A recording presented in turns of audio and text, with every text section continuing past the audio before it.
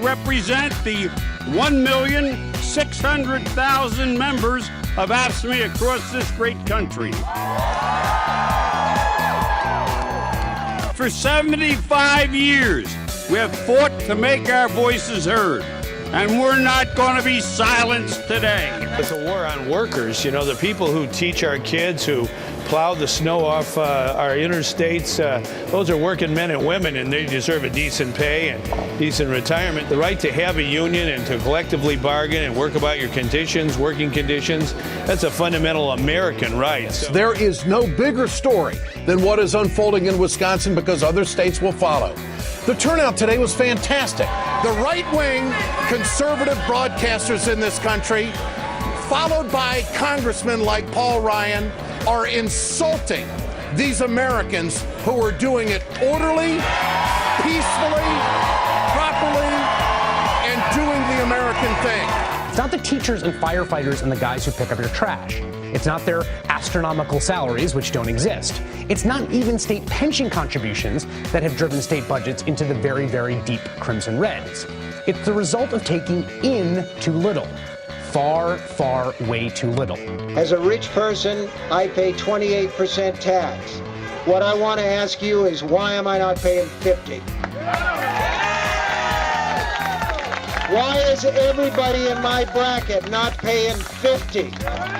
The Republicans will tell you, from John Boehner to Mitch McConnell to Rick Scott, that we can't do that, because if we tax guys like me, there won't be any jobs. It's bull. It's total bull. The Republican Party has every reason in the world to try to break up unions right now. The Republican Party has corporate America on their side. And of course, corporate America has always wanted to break up unions. Would you explain the real deal on Wisconsin? Not the it's all political, isn't it? Isn't this just 100% politics? No doubt about it. Bust the unions, it's over. The Koch brothers, among others, were organizing to try to bust labor. It's what big business wants to do, bust labor. This isn't a new concept. Marty Beals, Executive Director of the Wisconsin chapter of AFSCME. We're going to keep organizing. We're going to keep fighting them. You know, if the bill passes, we'll continue to fight and organize, and we will prevail, Chris. We will prevail. Okay.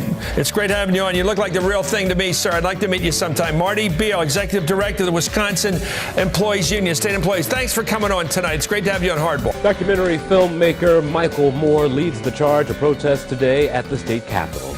Your message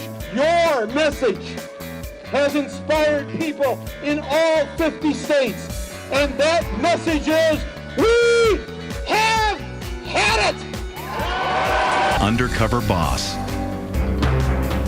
The importance of public service, the importance of giving back to the community. I found that to be the case in every person that I worked with when I went undercover. You're invited to the 17th Annual Screen Actors Guild Awards. Let's join together. Let's make it a real voice. Unions made this country great because it gives the voice to the working people. Look at the history of what unions have done in terms of safety, in terms of the workplace, in terms of who we are as a working people.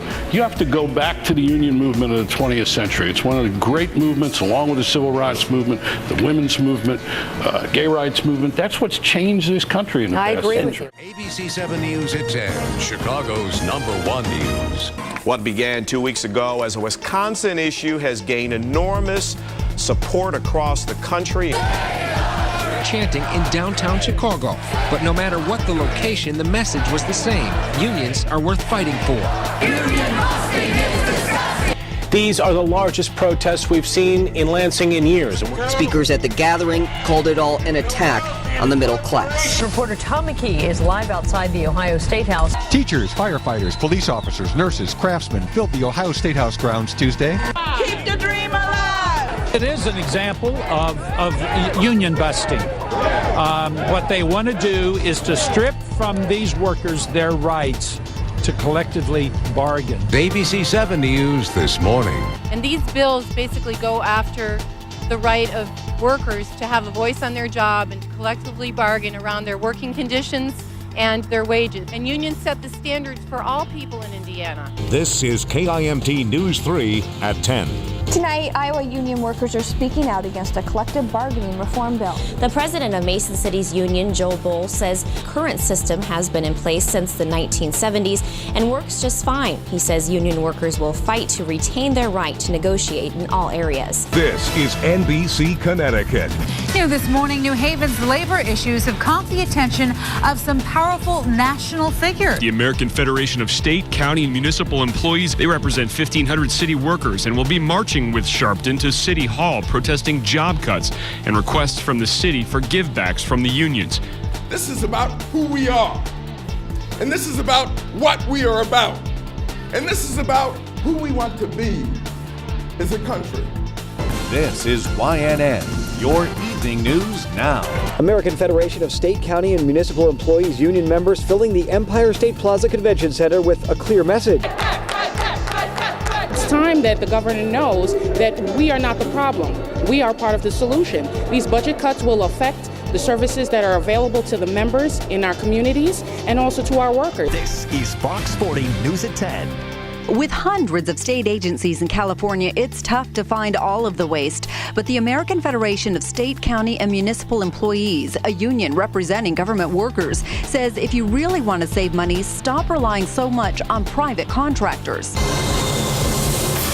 On the financial plight of the states, Governor Martin O'Malley is the governor of Maryland. I'm disappointed, in fact, that some governors are choosing to use this crisis to sharpen their ideological axe and go after collective bargaining rights. Look, I don't think that it helps to vilify and go after public employees' unions. I mean, the firefighters, the police, the teachers, these are all people that do important services. Deep in my heart, I do believe we shall overcome. And with this faith, we will go out and adjourn the councils of despair and bring new light into the dark chambers of pessimism. And we will be able to rise from the fatigue of despair to the buoyancy of hope. And this will be a great America.